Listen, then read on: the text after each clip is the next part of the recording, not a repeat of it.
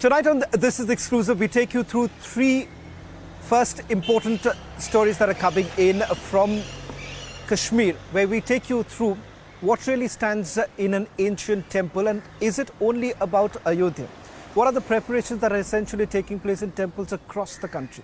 In fact, this report comes in from North Kashmir's Baramulla district in Rasai Tank, an ancient temple. This report has been filed by my colleague Arawat, and this is just the beginning. Republic TV has been leading the coverage, getting you reports from across the country, starting all the way from Kashmir down south in Kanyakumari. What exactly is happening? How exactly are the temples also being revamped? Take a look at this special report coming in from North Kashmir.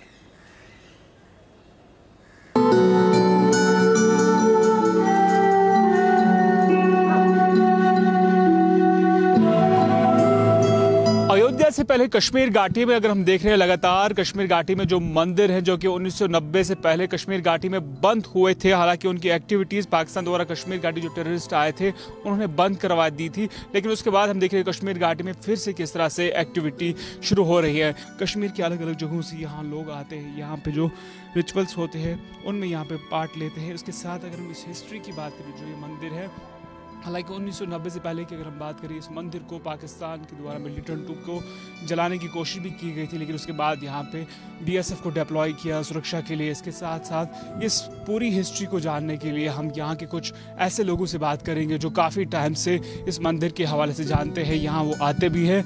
हालांकि दोनों community की हम बात करें, चाहे Muslim community की बात करें या हिंदू कम्युनिटी की बात करें, जो कम्प्लीट डिटेल हमें बताएंगे कि मंदिर जो है जहाँ पे लॉर्ड राम आते थे और क्या कुछ एक्टिविटी यहाँ होती थी। हालांकि मेरे वीडियो आपको दिखा सकते हैं यहाँ पे किस तरह से अभी भी हम देख सकते हैं, यहाँ पे किस तरह से लिखा हुआ है जय राम के भी यहाँ पे कुछ ऐसे शब्द हैं। अलग अलग जगहों पे हमने कुछ कुंड, यहाँ पे 7 कुंड जो हैं वहाँ पर जो एक्टिविटीज़ हो रही है वहाँ पर भी इस तरह की राइटिंग्स में लिखा हुआ है। काफ़ी पुराना हिस्टोरिकल मंदिर ये नॉर्थ कश्मीर का है।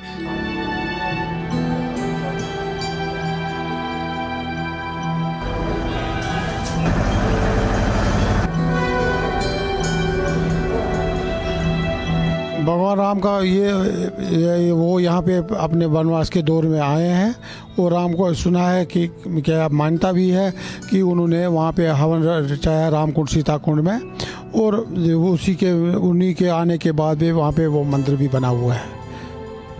कितने कुंड हैं? अगर हम कोसल टैंक की बात करें वो उनका बताइए, क्या कुछ इम्पोर्टेंस है उन कुंड? उसमें 7 कुंड हैं मंदिर, उसमें पानी भी होता है।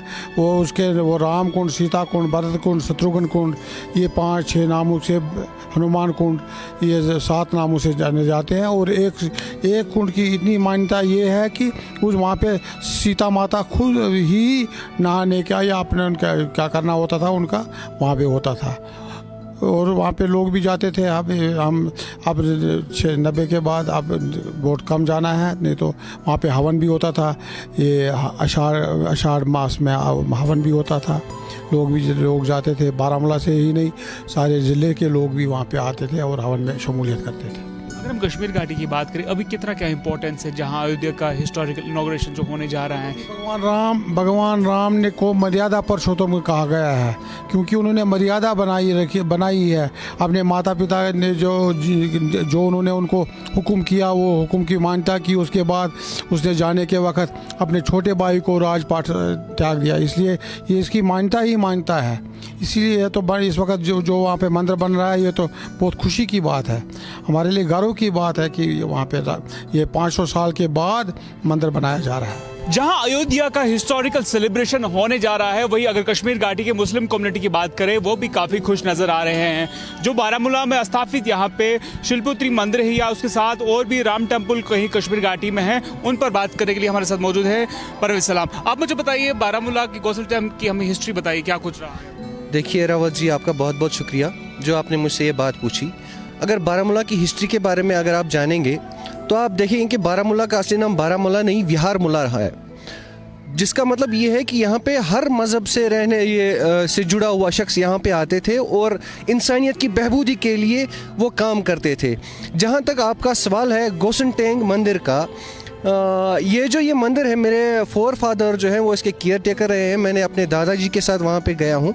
तो ऐसा माना जाता है कि जब श्री राम जी को वनवास के लिए भेजा गया उनके साथ माता सीता भी थी और लक्ष्मण जी भी थे।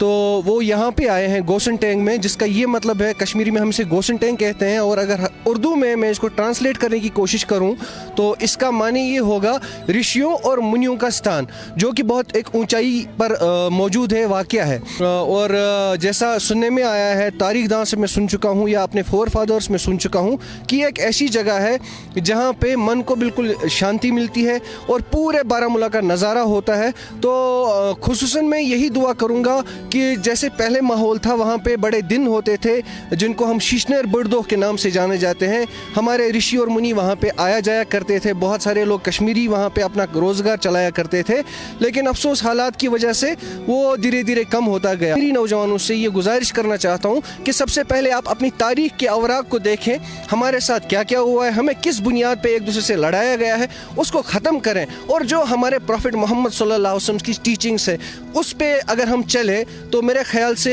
ये हिंदू मुस्लिम फसाद जो है ये बिल्कुल नहीं रहेगा। हमारा देश जो है ये बिल्कुल पुरअमन रहेगा, शांति से सभी रहेंगे, सभी लोग अपने मज़हब की पासदारी करेंगे। With Vijay Firdaus, Rawat Maharaj, Baramulla, Kashmir. After Kashmir, let's now take you to Jammu, where my colleague Gursimran travelled to the outskirts of Jammu to meet a special car sevak.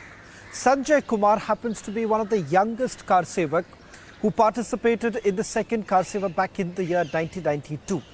In this report, he basically narrates about how he braved all odds to participate in the car seva and how has the journey been like. Remember, it's been an arduous journey for several car sevaks who've been participating in what many consider a celebration of India's ancient civilization. जी मुझे ये बताइए 1990 पहली car सेवा क्या हुआ था, क्योंकि बहुत बड़ा इतिहास है इस मंदिर का। जब जय श्री राम जी, जब 1990 में कार सेवा का काम शुरू हुआ तो हर जिले में, हर गांव में एक संदेश गया कि चलो वहाँ राम जी का कार्य के लिए चलना है। तो जब यहाँ से गए, देश दुनिया से हर जगह से लोग गए, तो हमारे महाराज जी उस टाइम अपनी जोश और जवानी में थे। ये भी विश्व हिंदू परिषद से जुड़े हुए हैं। ये यहाँ से गए, इनके साथ में 2 शिष्य गए। जब दोनों शिष्य वहाँ गए तो जब ये लेट पहुँचे तो बताते कि वहाँ हमको रोक दिया गया। तो कुछ ऐसे थे जो तैराक थे कि उन्होंने सरजू जी में रस्सा बांधा और सरजू रस्से के सहारे रातों रात अंदर गए। बहुत से कार सेवक है जो रातों रात रस्से के बल से अंदर गए।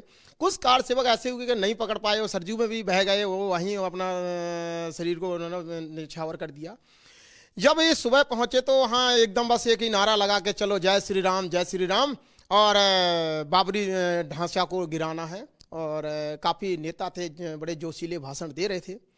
जब ये बताते हैं कि गुरुजी और शिष्य दोनों वहाँ आगे बढ़े तो मुलायम सिंह की सरकार थी, उसने आदेश दे दिया कि कोई भी कार सेवक और मस्जिद के पास, बाबरी मस्जिद के पास नहीं जाने पाए।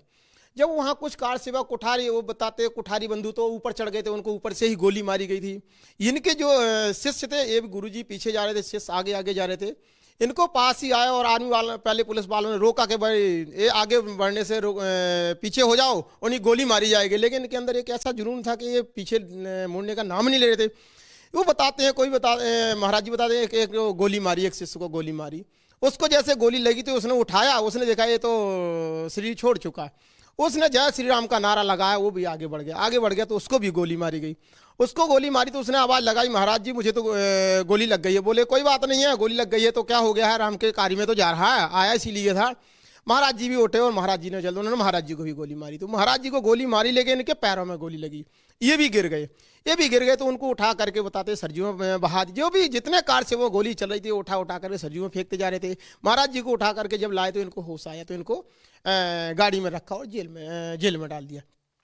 जब ये जेल में गए तो कई दिन के बाद निकले। वहाँ से निकले, उन्होंने एक ही प्रण लिया कि मैंने अपने 2 शिष्य यहाँ शहीद, मेरे 2 शिष्य शहीद हुए हैं, मैं राम जी के पास आऊँगा, आस्था वही है, लेकिन जब राम जी मंदिर में स्थापित होंगे तब मैं यहाँ दर्शन करने आऊँगा, नहीं मैं दोबारा आऊँगा नहीं। वहाँ से चरणोपात कर लिए, उन्होंने उठा करके लाए, इनकी पूजा सेवा। शिष्य जो है वो नहीं आए, लेकिन ये चरण पादुका वहाँ से चरणोपात का ले आए, बस चरणोपात का लाए, बोले कि मैं इनकी ही पूजा करूँगा और जब मंदिर में राम जी विराजमान हो जाएंगे तब मैं जाकर के राम जी के दर्शन करने जाऊंगा वहाँ। आज भी इस चरण पादुका की पूजा यहाँ पर रोज होती है? बिल्कुल, आज भी इनकी पूजा सेवा होती है सुबह शाम। उनको ही, शहीदों को इनके, आप तो बड़ी खुशी हुई है कि उनके जो सच्ची श्रद्धांजलि मोदी ने ही दी है कि जहां उन्होंने शहादत किया है जिस काम के लिए, आज वो काम पूर्ण होने जा रहा है। 22 तारीख को हमारे राम जी और मंदिर में विराजमान हो जाएंगे। 33 साल से यहाँ के महाराज जो हैं वो राम मंदिर नहीं गए 33 साल से। हाँ, जब से वो हुआ ना तब के बाद गए नहीं। हमको ही 20-22 साल हुए अयोध्या जाते हैं, हर साल जाते हैं और विवाह पंचमी मनाते हैं। हम महाराज जी को बोलते, लेकिन महाराज जी बोले जब तक मंदिर नहीं बनेगा तब तक मैं नहीं जाऊंगा। बाकी कहीं भी चलेंगे, राम हनुमानगढ़ी जाएंगे, दशरथ महल जाएंगे, लेकिन उस जन्मभूमि में वो नहीं जाते हैं। बोले कि मैंने सामने देखा है, मेरे शिष्यों को गोली मारी है। अगर बोले मैं चला जाता मुझे अफसोस नहीं था, लेकिन मेरे सामने मेरे शिष्यों को उन्होंने गोली मारी है और मेरे सामने शहीद हुए और मैंने उनको मुखाग्नि भी नहीं दे पाई, क्योंकि उन्होंने उठा करके सीधा सरजू में फेंक दिया। बड़ा चिल्लाए, लेकिन बोले वहां सुनने वाला कोई